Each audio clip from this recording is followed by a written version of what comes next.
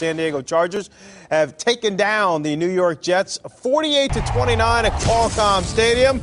And let's take you there for the highlights. Brett Favre and the Jets were hoping for their second victory of the season. LaDainian Tomlinson battling that bum big toe. Rivers picked off early by David Barrett, and Barrett goes in for the 25-yard touchdown.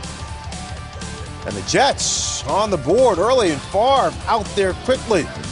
But Favre almost gives it right back. Almost returns the favor. Cromartie, he had the sure hands last year. This year he's a little suspect with his hands. Should have came up with that interception. Cromartie had 10 picks a season ago. Thomas Jones on the next play is stripped by Tim Dobbins.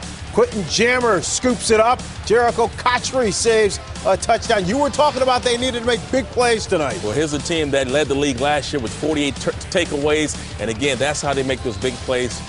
Quentin Jammer with the strip. Rivers over the middle there to Buster Davis. And then on the rollout to Mike Tolbert for the touchdown. Chargers back on top, 10-7. Second quarter, same score. Favre out of the shotgun. Looking for that's the catch. Lavernius Coles, but Cromartie, this is what he was doing all of last year, getting those exceptional interceptions. Came up with a great pick on this play. Dropped the easy one, but got the harder one. Jumped over Coles to pick that one off. The ensuing kickoff, it's Leon Washington. Finds a seam. And Washington almost goes all the way, 94 yards inside the 5. And from there, Favre under duress, but he finds Coles in the back of the end zone. We've got another back and forth Monday night seesaw. 17-14 Chargers. Rivers now. Chris Chambers is wide open. Jets tried an onside kick and it didn't work. It set the Chargers up perfectly and put them on top 24-14. Jets get it back. Favre looking for Cotchery, but he's intercepted by Eric Weddle.